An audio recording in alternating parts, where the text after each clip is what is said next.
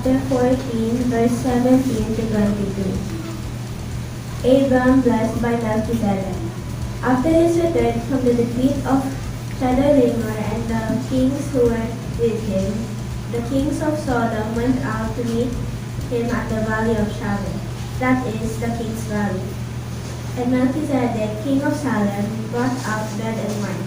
He was priest of God Most High, and he blessed him and said, Blessed be Abraham by God Most High, possessor of heaven and earth, and blessed be God Most High, who has delivered your enemies into your hand.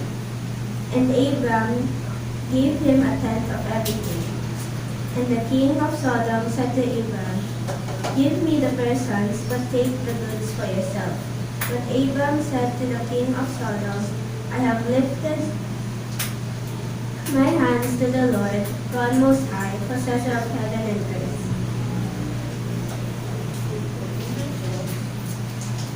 Purihin ng Diyos sa pagbasa ng kanyang salita. Salamat sa Diyos. Maraming salamat, Jane. Thank you for reading. Good morning po. Again, nasa ikatlong linggo po tayo ng pag-aaral. Pag-aaral po natin ang names of God. Hindi ko naman kailangan. So, but I really praise God. Alam niyo po, as I continue to read yung names of God, lalo pa ako napapasinin kung paano nire-reveal ni God yung sarili niya sa bansang Israel. Kasi tayo, sa kultura natin mga Pilipino, iisa lang yung pangalan natin for God. Diyos. Diba? Ganun din, I tried to research kasalanan dito ng mga Kastila. So if you go to different languages sa Pilipinas, although meron mga alternatives for God, like for example, for example sa mga Bisaya, yung Ginoo is not really God, but it is Lord. Diba? Hindi siya God. Pretty much the same with sa mga Ilocano, yung Apo Diyos, Lord God. Apo is actually Lord. Diba? But kung papansinin niyo kung paano ginamit yung salitang Diyos was intertwined already to our language, to our culture, na pag sinabing God, iisa yung pangalan din natin para sa Kanya. Diyos.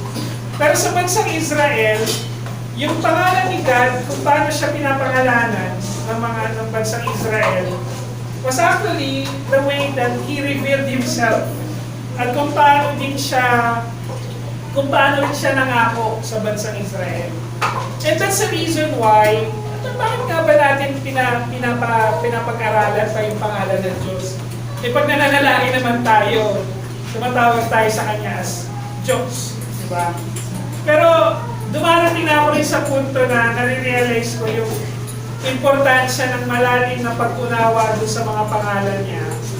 Dahil dito rin pinapakilala ng Diyos, pinapakita ng salita ng Diyos, kung gaano kalimitado tayo bilang tao para maintindihan yung kabuuan niya. That we have to come up with so many things. Pero nung nireveal naman niya yung sarili niya, diba? Sabi niya kay Moses, I am. Diba? I am ako. Diba? But again, I appreciate now yung importansya ng language. I-appreciate ko na rin kung bakit siya importante sa bansang Israel, kung bakit siya mahalaga. So, I would like to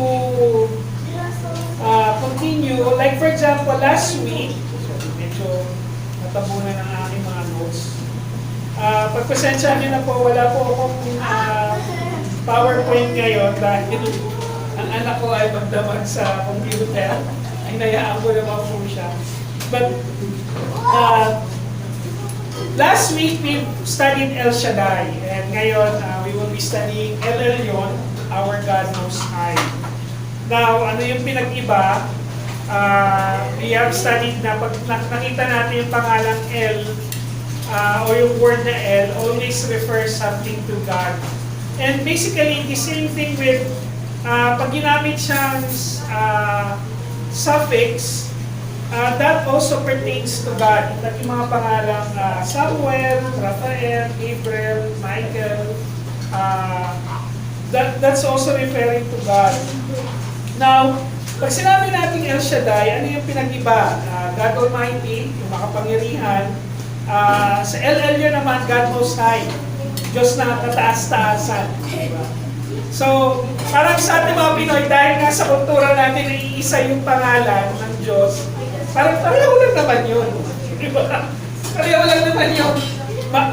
Higit na makapangyarihan at kataas-taasan. Diba? Pero, if you will go to the Hebrew language, pag sinabi mong Almighty, it has something to do with provisions.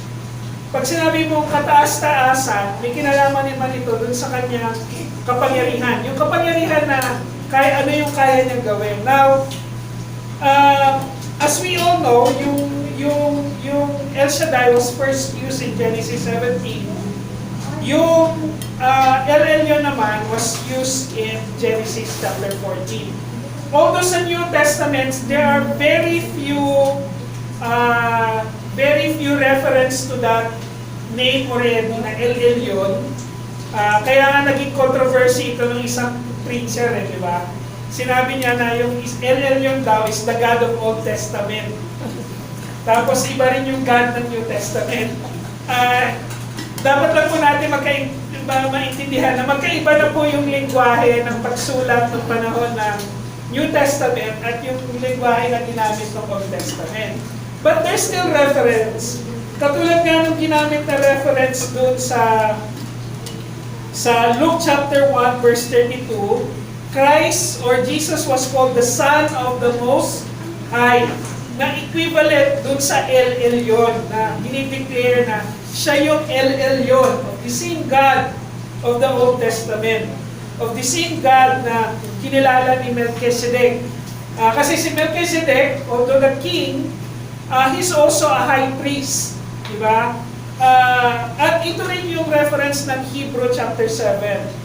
Now, yung sa El Shaddai naman, God is sufficient was commonly used by Paul sa kanyang mga writings with almost the same similar language pertaining to it. Now, huwag po tayong malito na kung paano ginagamit yung El Shaddai, El Elyon. Well, it also pertains to God. Pero importante na mahimay natin kung paano siya ginamit kasi para makilala natin kung paano pumilos ang Diyos sa buhay ni Abraham. Now, we have to understand na yes, we consider Abraham, Moses, Jacob, heroes of our faith. Pero hindi po sila naiiba sa atin. Tao sila, may dugot laman, nagkasala, nagkamali. And if you will walk through the life of Abraham, parang sasabihin mo pa nga, ay, mabuti pa pala na nabuhay tayo sa panahon ngayon. Kasi nung panahon ni Abraham was full of murder, di ba, patayan, agawan ng lupa, ang daming drama sa buhay. But, again, bakit sila pinili ng Diyos? Hindi man natin fully masisabi kung bakit sila yung particular na pinili ng Diyos to fulfill a task. Pero malinaw na mayroong task ng Panginoon. Merong gustong gawin ng Panginoon at doon niya nire-reveal yung kanyang mga pangalan. Now, as we study El Elyon, ito po ang context po nito kasi nung sa chapter 14, nagkaroon ng gera. Nung verse 13, naghiwalay si Lot, yung pamangkin niya, at si Abram. Abram pa pangalan po niya nung time na yun. Dito ka pumunta, dito ako pupunta, sabi nila. Paghahatian nila kung saan yung magsasakupan. And during that time, may mga hari-hari doon sa paligid nila na nag-aagawan din ng mga lupa. Kasama doon yung mga hari ng Sodom, hari ng Gomorrah, which is later on was destroyed by God. And the same thing, isa sa mga, and we have to understand na itong mga bansa na to, hindi man sila mga Israelita, meron din mga bansa na mga hari noong time na yon na naniniwala na meron tunay na Diyos katulad ni Abraham, di ba? So, isa na rin si Melchizedek. So, noong time na yon, nagkaroon ng gulo, ng gera, naipit si Lot, yung pamangkin niya, kailangan siyang i-rescue ni Abram, na may kasama siyang 300 na tao para matalo yung, and with that, natalo niya yung mga 4 na kingdom. Pagkatapos ng gera na yon, naligtas niya si Lot, nagpakita sa kanya yung hari ng Sodom at si Melchizedek. Nagpakita sa kanya doon sa Valley of Kings, Nung nagpakita sa kanila, dahil siguro natakot yung hari ng Sodom kay Abraham sa kapangyarihan, 4 na hari ba naman yung tinalo niya, nagbigay ng offering yung hari ng Sodom kay Abraham. Pero tinanggihan ni Abraham. Kasi sabi niya, ayaw niyang magkaroon siya ng parte sa wealth na galing sa mundo. Pero si Melchizedek ganun din, may bread and wine naman siyang dala. Napaghahatian nila doon sa salo-salo nila. Yung tinanggap ni Abraham. And nagbigay din ng encouragement si Melchizedek na your victory is from God. At yung kanilang breaking of bread, yung bread and wine na yan, was actually a celebration. Diba? So doon mo makikita yung dalawang hari na lumapit kay Abraham, na yung isa, pareho naman silang mayaman. Pero makikita mo yung humility nila. Kasi si Melchizedek, nagdala ng bread and wine. Pero yung hari ng Sodom, nagpadala na maraming yaman. Diba?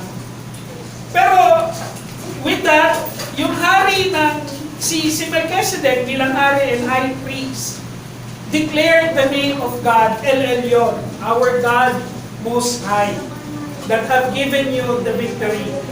Diba? And in the same manner, na pagpapakilala niya ng kapangalan sa pangako ng Diyos, sabi nga rito, basahin po natin sa verse 21. And the king of Sodom said to Abraham, give me the persons, but take the goods for yourself. But Abraham said to the king of Sodom, I have lifted my hand to the Lord, God Most High, possessor of heaven and earth, that, continue ko na po, that I would not take thread of sandal strap or anything that is yours, lest you should say, I have made Abraham rich. Yun yung dahilan kung bakit ayaw niya tanggapin. Kasi ayaw ni Abraham na may sabi sa kanya, ako nagpayaman sa iyo. Diba? And this is the thing na kailangan nating maintindihan doon sa declaration din ng salitang El Elyon, our God Most High. Ang Diyos na kataas-taasan. Now, I would like to take this in a little bit of a positive note naman. Kasi yung mga naunang hindi naman po sa negative, yung naunang dalawang pangalan ng Diyos, medyo merong aspect of ownership, diba? Aspect of ownership. Yung Adonai is literally owner, diba? Yung El Shaddai, siya yung provider. Pero sa El Elyon naman, we have to understand na our God the Most High, imagine niyo yung Diyos na nasa langit. Tapos nakikita niya ang lahat. All specific details. Meron po akong napanood sa isang video na isang lalaking autistic talaga siya. Halos hindi nagsasalita. I think he was already in his 30s, pero magaling siya mag-drawing. Tapos, sumakay siya ng helicopter. Pinasakay siya sa helicopter, nakita niya yung buong New York. Nadaanan nila yung buong New York. Tapos, nag-drawing niya kung ano yung nakita niya in full details. Pati yung mga tao, nung panahon na yun, pati yung tao na naglalakad, na nadaanan niya. Imagine mo, ganun kagaling yung human brain, tapos tayo, hindi natin naiintindihan yung mga tao may autistic. But more si God, di ba? Na nakikita niya yung very detail ng buhay natin. Bawat detalye sa kaliit-liitang hibla ng pagkatao natin. Nakikita niya yung detalye na yun.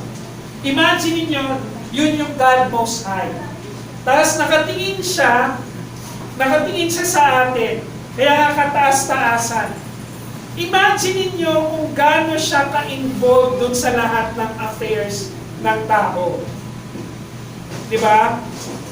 So kaya nga yung accusation lagi kay God, sinasabi na, yung God naman ninyo, hinahayaang mamatay yung mga innocent. Di ba yun yung accusation nila? Pero tandaan natin na bagamat involved siya sa buhay ng tao, He present Himself. Kaya, di ba sa Revelation, sa pag-aaral natin ng Revelation, walang ni isang makakatanggi sa presence niya.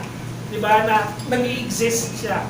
Kasi nga involved siya doon. Pero, pinayagan rin niya yung kanyang mga nilikha na kumilos base sa kanyang kalooban at kung paano niya dinisenyo ang mga ito. Isa na doon yung tayong mga tao. Pinili natin na huwag kilalanin ng Diyos. So, huwag nating isisi sa Kanya na kung wala siya doon sa poder natin.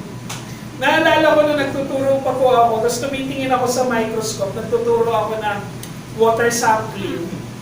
Tapos nakikita mo yung mga bata, may dala-dala silang mga tubig galing sa iba't ibang lugar. Galing sa water pan, galing sa ganito. Tapos tinitingnan namin kung ano yung, anong tubig yung may pinakamaraming organism na makikita mo. Tapos habang tinitingnan namin sa microscope, naglalagay din kami ng iba't ibang chemical, kung ano yung mabisang pangpatay dun sa mga microorganisms na yun. Yung bleach, alcohol, diba? Imagine niyo, parang pag tumitingin ako sa microscope, I feel God. Kasi parang diba, parang nakikita mo yung mga microorganisms na gumagalaw-galaw. There's so much fascination in that na nakikita mo silang gumagalaw, tapos lalagyan mo ng bleach, lahat maglalaho. Diba? Parang ma-imagine mo kung ang Diyos, ang tao pwedeng maging Diyos, kung anong damage siya pwede natin gawin sa sanlibutan. Kaya nga, ganun ang pagpapakilala kay God. That you have to understand na kataas-taasan siya, He has the affair, pero sa kanyang kapangyarihan, He had set everything for it to thrive, para mabuhay. Tayo mga Kristiyano, tayo mga we are already victorious. Naririto tayo, we have to understand na naririto tayo ngayon kasi we have celebrated a victory na binigay sa atin ng Diyos. Ano yung unang victory na ginawa natin? Kilalanin natin na tayo ay makasalanan. That's the first victory. Kasi ang hindi kumikilala rin naman sa Diyos, hindi mo aaminin na ikaw ay makasalanan. And that was the first step for us to have a relationship with Him. Na maging victorious tayo, yun yung victory over sin, di ba? Ano ba yung victory over sin na yan? Victory, yung pagkapanalo natin sa kasalanan. Ano bang ibig sabihin nun? Yung pagkapanalo natin laban sa kasalanan is yung aminin natin makasalanan tayo at kailangan natin ng tagapagligtas. At the same thing na sinasabi ni Melchizedek sa kanya na sinasabi nga rito sa nangyari na wala na hindi mo kayang gawin. Na hindi mo kayang gawin kung ano yung nangyari. In your own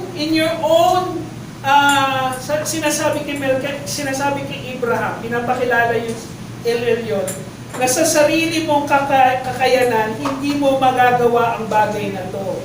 Hindi mo mapagtatagumpayan laban dun sa apat na mga hari, apat na kaharian na yun, sa sarili mo lang. And the same thing with our salvation. Na wala tayong pwedeng gawin para dun sa kaligtasan natin. Wala tayong pwedeng ibigay dun sa kaligtasan natin, maliban dun sa kasalanan na naging dahilan para tayo maging maligtas. Diba? So, El-Elyon, sa una nating dapat tandaan, si El-Elyon ang pinagbumula ng ating tagumpay. He is the source of all our victory. Diba? Yung ma-realize natin makasalanan tayo, nag-decide tayong sumunod sa Kanya, nag-decide tayong mamuhay sa Kanya, nag-decide tayong maghayag ng salita ng Diyos, Nag-decide tayo magsilbi sa church. Nag-decide tayo maging mabuting tao. Nag-decide tayo na magpatuloy sa gawain. Nag-decide tayo na meron pala akong kasalanan na kailangan ko itin. Nag-decide tayo na kailangan nating ayusin ang mga relasyon natin na nasira. Sa Kanya nagmumula ang lahat ng victory na yon. Kasi hindi naman natin gagawin yon nang hindi natin kinikilala na nanalo na siya sa buhay natin. Nananalo na ang Diyos sa buhay natin. At isa sa mga pinaninindigan natin bilang mga Baptist, is the perseverance of the saints. Na dahil nanalo na ang Diyos sa buhay natin, wala nang pwedeng mag-alis nun sa atin hanggang mamatay tayo. That's already a victory. We're already assured, nanalo na tayo sa loto ng langit. Diba? Kaya, wag na tayo tumaya sa loto dito. Okay? Huwag nyo nang gamitin yung mga numero sa Bible. Diba? Nanalo na tayo. That's already our victory. And sino ang source nun? El Elyon, the God of the Old Testament, who is the same God that we have right now. Kaya huwag tayong papayag na i-condemn tayo ng ibang tao dahil sa mga kasalanan natin na gagawa. And siguro, napansin po ninyo, na nagpo-forward ako ng puppet sa inyo. Pinapalo ko po yun, pinapalo ko siya. Yung isang theologian. Gumagamit po kasi siya ng puppet kasi para mas hindi maging hostile para sa lahat. Pero, controversial pa rin naman yung mga sinasabi niya doon sa mga hindi naniniwala sa katotohanan. Pero you have to understand na sinasabi nga ng puppet, meron nga nasabi na yung puppet na yun, that the God that we believe is the God who's always consistent about His love, about His promises. So hindi natin pwedeng ihiwala yung God na pinaniniwalaan natin ngayon sa God na nagpakita kay Abraham thousands of years ago. Siya ang pinagmumula ng lahat ng tagumpay natin. So whatever victory that we have, kaya yung sinasabi ni Pastor Mo na parang there was a pride in us. And even with me, I've experienced that as well. Bakit lang maliit tayo? You have to understand, this is already a piece of heaven. Victorious people over their sin, na hindi tayo kailangan magpenitensya, hindi tayo kailangan mag-alay ng kung ano-ano, just for us to feel secure na nanalo na tayo sa kasalanan. Yes, we will continue to fight sin. We will continue to, sabi nga ng isang theologian, one evidence of faith is a changed life. Pero yung changed life na yun, magpapatuloy yun hanggang mamatay ka. Matatapos lang yung changed life na yun pag sa oras na mamatay ka na. And that's the reason ngayon na although umiiyak pa rin ako pag binarinig ako, like for example, narinig ko lang last week na nung binisita, di ba, nag-praise ako kanina ng pagbisita. Isa sa mga bumisita sa akin is yung mga kasama ko sa ONF this week. Tapos binalita nila na yung isang kasama namin doon na sa maintenance namin, yung janitress namin, si Ate Bing, namatay na. More than anything else na nagtitimpla siya ng kape para sa amin, she keeps our area clean, nagsasaing siya sa amin, nagsasaing siya para sa amin that we will have lunch sa OMF, dun sa literature. More than that, she was a testimony of kindness. She was a testimony of kindness to me. Tapos, sabi nga sa akin nung kasama namin sa OMF, sabi niya, napunta mo pa ba si Bing? Sabi ko naman, oo naman, natin nene, napunta mo pa siya. Sabi nga yung gagawin, oo nga pala, gano'n, nakapagkwentuhan kami. Sabi niya, namatay na siya. And, yes, I would be happy na buhay pa sana siya. Pero sa loob-loob ko, because of her faith, mas maganda na yung kinalalagyan niya. Yes, mahirap ipaintindi sa mga tao nagmamahal sa kanya na wala na siya, gano'n na. Lahat tayo, there would be a piece of us na nawala kasi may kamag-anak tayo na matay. Diba? May tatay, kapatid or magulang, di ba?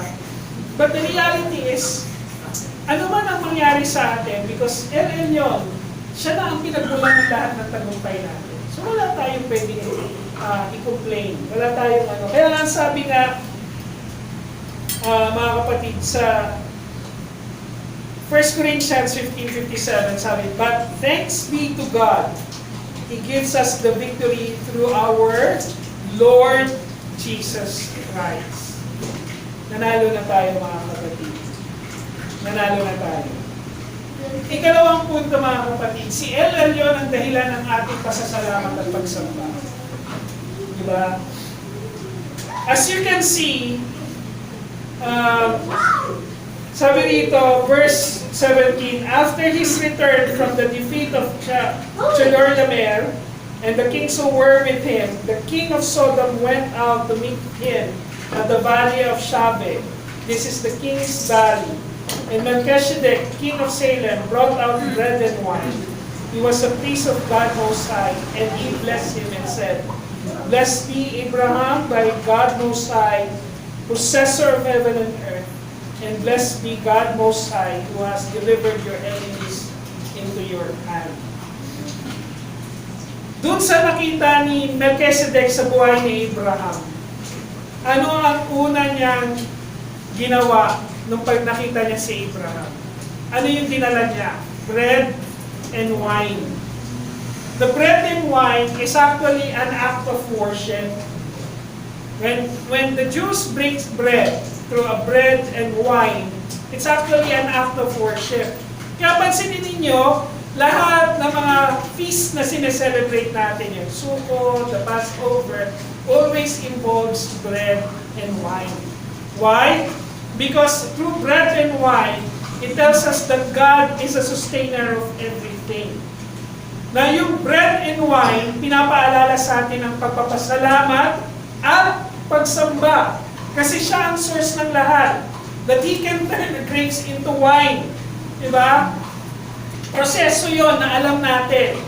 Pero tanggalin mo yung elements na nag-create ng wine, wala rin God. Diba? Yung fermentation process, yes, nasasaksihan natin kung paano nag-ferment yung sugar into wine. Pero yung proseso na yon, sino ba ang lumikha nun? Di ba? Ang Diyos. So pinapakilala ng bread and wine na yan is yung bread is sino yung sustainer, sino yung provider. Dun sa wine, sino yung who keeps the order of everything. Kaya nga, kung doon sa ano ba ang mga victory na nangyayari sa buhay natin, ano ba ang dapat resulta nito? Pasasalamat at pagsamba. And that's the reason why hindi natin inaalis yung thanksgiving natin sa worship. Why is it part of our worship? Kasi part siya ng worship. Part siya ng pagkilala kung sino ang Diyos na pinaniniwalaan natin. Diba? And that's the reason why we would like to hear your testimonies para makita natin kung ano, para malaman natin, maging encouragement sa atin sa isa't isa. Kung ano ang ginagawa ng Diyos. Diba? Yung, katulad ni Cristel na ma-realize niya, oops, medyo napagastos ako. Diba? I mean, an ordinary person may not realize that God is a God over your finances as well. Diba? Na wala ka rin namang babalikan at the end of the day, tama nga siya, wala ka rin namang babalikan. Diba? Si God pa rin. And that's the reason why, yung sinasabi niya nag-anniversary na siya for 2 years, that's already a recognition na wala ka rin namang babalikan kundi ang Diyos. Wala ka rin namang pasasalamatan, wala ka rin namang ibang sasambahin kundi ang Diyos. Diba? LL yun.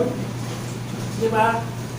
And that's, sabi nga, the greatest evidence of faith is a changed life. A changed life would always thank God and would always worship God. Yun yung gustong ituro ni Melchizedek kay Abraham. Ganun, ipaalala pala sa kanya through bread and wine. Bread and wine is a form of thanksgiving and worship. Diba? Naalala ko yung mga Italiano, pagkatapos nila magsimba, meron yung mga classical na Italian areas. Pagkatapos nila magsimba, magtutumpukan yung mga lalaki sa isang lugar, tapos meron silang bread. Tapos meron silang cup ng wine. Tapos may kanya-kanya silang cup of wine. Pero, nagbe-break sila ng bread, tapos sumasaw-saw sila dun sa wine, tapos kinakain nila. That's a form of breaking of bread. Pagkatapos sila magsimba. Diba? That's one of the tradition. No, you have to understand that all the major things that happen in the Bible always involve a bread and wine. Diba? Even the death of Jesus Christ. Isa sa mga ordinances natin involves bread and wine. The Lord's Supper. Because that reminds us kung sino si El Elyon. He's the same God yesterday, He will be the same God today, He will be the same God forever. Diba? Kaya wala tayong ibang babalikan, wala tayong ibang sasambahin, wala tayong ibang pampasalamatan. At sabi nga po sa Hebrews 7:1-2,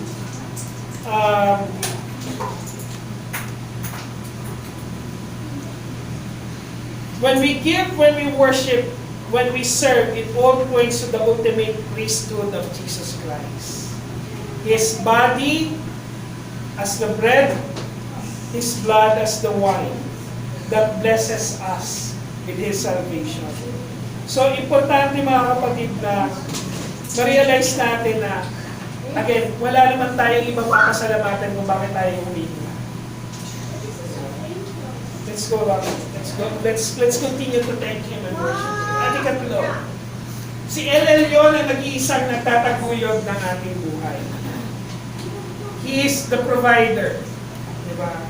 Kaya nga, again, babalikan natin yung ginawa ni Melchizedek, bread and wine. Because God is the only one who sustains life.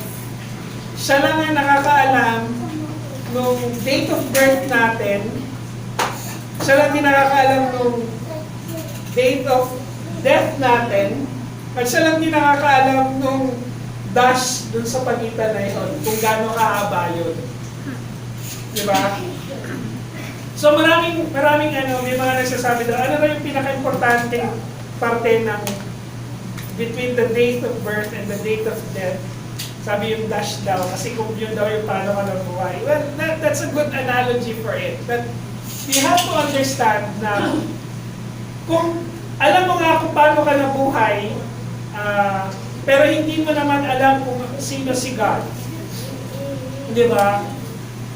I'm not sure if that will be a fulfilling life. I remember si Charles Templeton. Kilala po natin si Billy Graham, di ba? Meron po siyang ka-contemporary, kaibigan niya, best friend niya, si Charles Templeton. Si Charles Templeton po, tumalikod siya sa kanyang pananampalataya at sinulat pa niya yung librong Goodbye God. Tapos in-interview siya ng isang dating atheist na journalist, in-interview siya. Tapos, bakit siya tumalikod? Sabi niya, marami siyang doubt, marami siyang ganito. So what do you make of Jesus Christ? Ang sagot ni Charles Templeton, I miss Him.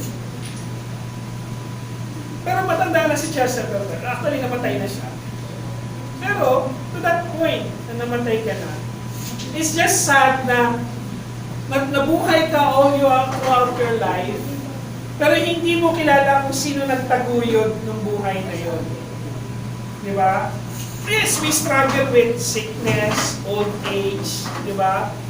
Ngayon, ayoko, lumipat po ako ng opisina, pero walang CR banda malapit doon, kailangan ko umakyat doon sa second floor. Hintayin ko yung magdanan. Exercise. Di ba? Hintayin ko yung magdanan. Di ba? Tapos, nandun ka sa elevator, hindi mo alam, dahil sa tagal mo hintayin sa elevator, matagal kang nakatayo, isipin mo, dapat ba nagagdanan? Di ba? You feel yung pagtanda, pagbabago ng buhay. Di ba? Yung mga bagay na yun. Pero, sa gitna ng mga bagay na yun, naiisip ba natin minsan na sino ba ang nagtaguyod ng buhok ko na pumuti? Sino ba ang nagbigay ng lakas para makagising pa ako kinabukasan? Diba? And one time, napaguntong hininga ako.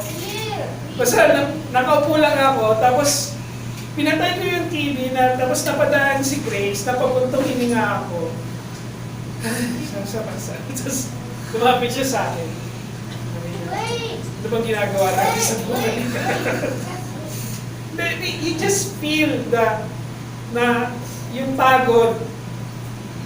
Pero every time na nare-realize din namin na tuwing kakain na kami as a family, tapos my 2 kids will pray, nananalangin sila sa pagkain. Bihira-bihira na po kami mag-pray for food.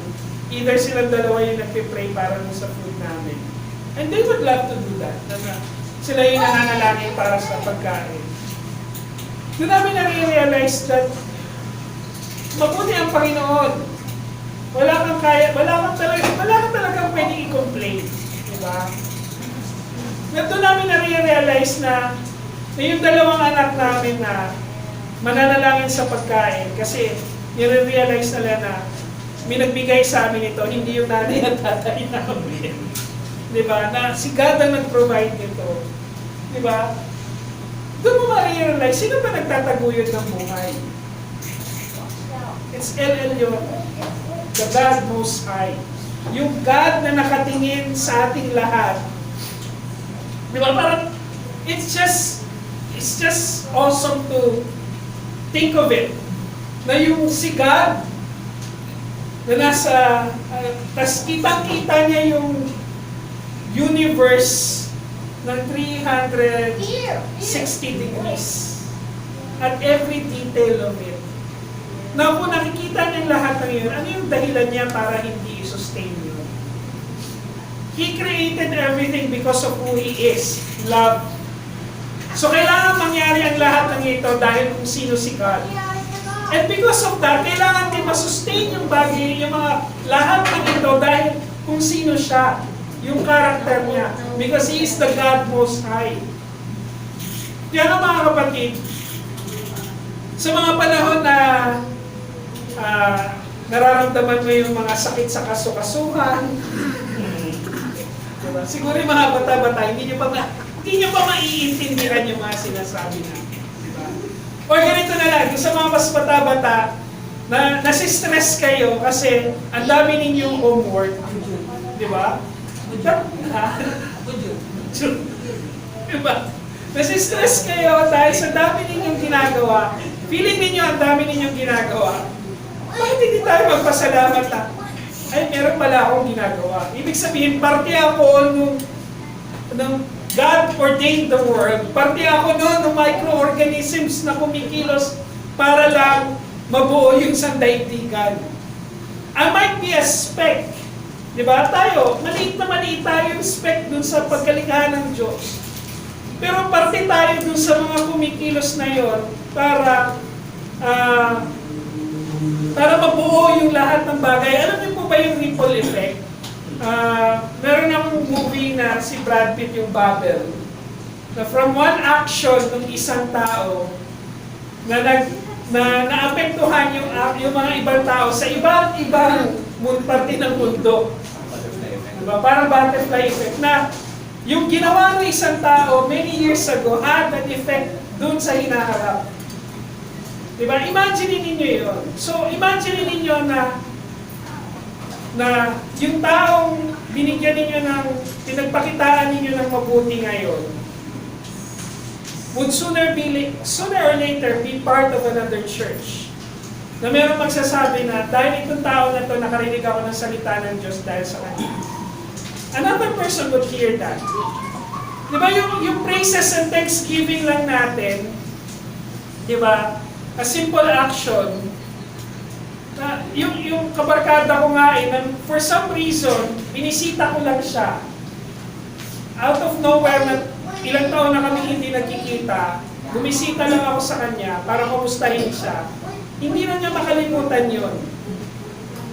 Diba? Hindi niya makalimutan yun. And tuwing nagkikita kami, diba? Hindi raw niya alam kung maiinis siya sa akin o magagalit siya sa akin. Kasi umaatin sila sa church. Although the lifestyle needs to change. Pero, dahil daw doon sa ginawa ko, alam niya na merong Diyos. Di ba? So kung hindi tinataguyod ng Diyos, hindi naman siya gagawa ng paraan para tayo magkaroon ng pananampalataya natin ngayon. So mga kapatid, wag nating hayaan na sa araw-araw na makakalimutan natin magsabi na, Panginoon, salamat. I try to do that. Diba? I would even try to pray the name of God in different names. Adonai, I worship you. Jehovah, thank you. Lord, help me. Those are my small prayers paminsan-minsan. Like, minsan, nagpapile up yung mga dokumento dun sa lamesa ko. Lord, thank you for today. Kasi meron akong trabaho gagawin. Uuwi ako, Lord, bless me with a ride. Kasi siya, alam ko na nagtataguyod ng lahat na yun. So brothers and sisters, let me close with this.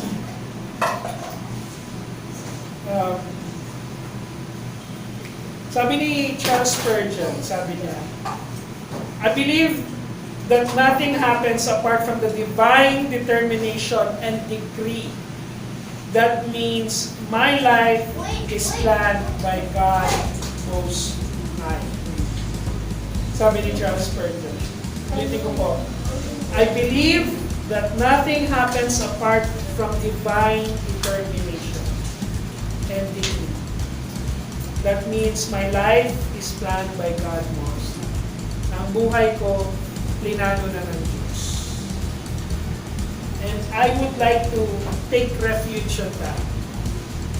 Take refuge na hindi ko tatalikuran ng pananampalataya nito. Take refuge na sa oras na mamatay ako, merong mansyon na nag-aantay sa akin sa langit. Panalangin.